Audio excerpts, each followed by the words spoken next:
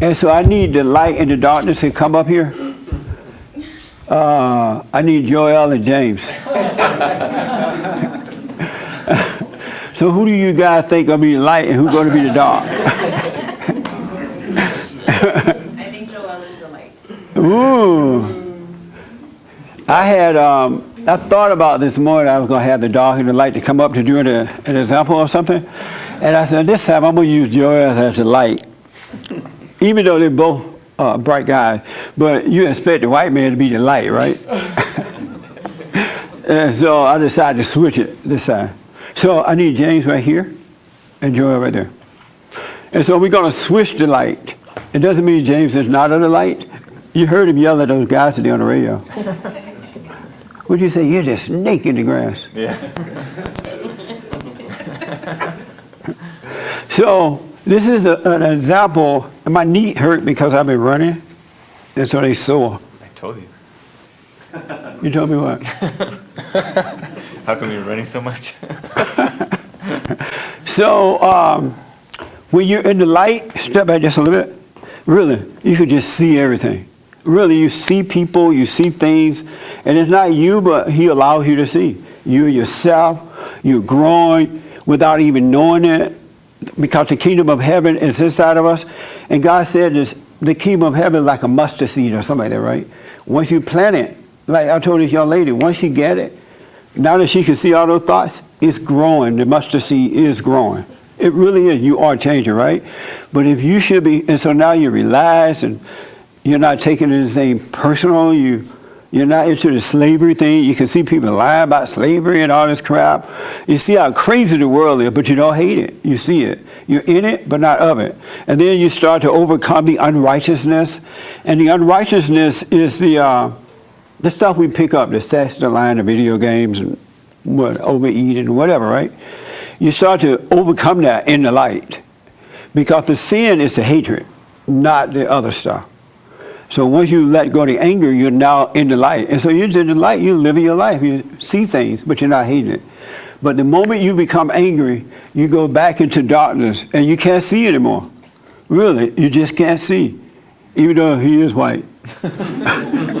You just can't see. The moment you become angry, you're really into darkness. It's like everything's shut down. But once you realize, wow, this is stupid, and you just come back to the light, it'll be as though you never miss a step. Satan will want you to think that, oh, you're not saved, or you're not been born again, or it's not what Jesse said, or you're not in the light, because he's trying to keep you in the darkness. Because if he can get you to believe that, you're back into it already. One thought makes you believe another thought and another thought. And so I wanted to point that out because I want you to know that once you wake up, you cannot go back. And once you're born again, he is lying to you that you could be unborn, once to die and once to live, right? So you're overcoming the death by admitting that you hate and going and forgiving. So now you're living. But while you're growing, some of you are going to fall into anger, but don't let Satan make you think that it's not working. He wants you to judge that situation. Just realize you're angry, relax, put up no resistance, don't deny it, and it'll pass. It's just that simple. You become conscious again. That makes sense?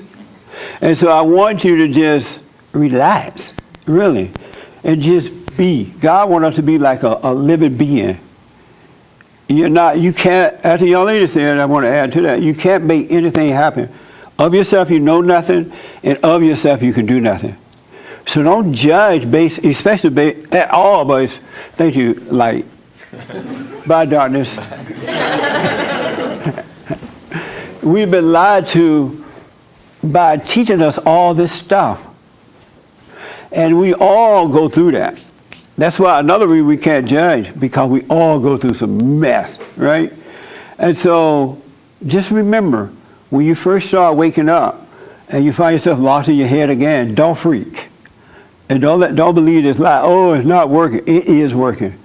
Once you plant that seed by admitting you're wrong and going and forgiving, you wake up. You cannot go back to sleep. Because you know that you fell back into darkness, but don't freak out about it. And then you come right out of it. Because freaking out is judging it. The only way you freak out because you judge yourself for getting angry. and say like, see, you thought you had it. He's like, yeah, that's right. And now you got to go sit down and be silent for another hour, right? He'll make you do crazy things. Just relax and just be a living being, and he's working through you. It's just that simple. That makes sense? Any questions about? Yes, Victoria. Anybody have any questions about that?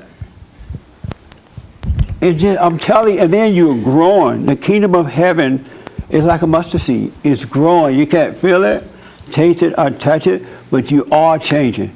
So if you happen to, let's say you're a pothead, and you happen to hit that joint this evening. You know you don't want to hit it, right? But you're about to have some dinner. That food tastes good with the high. That's a dessert. Don't fight yourself on it. And if you got to have it, be aware that you're smoking it. That's all.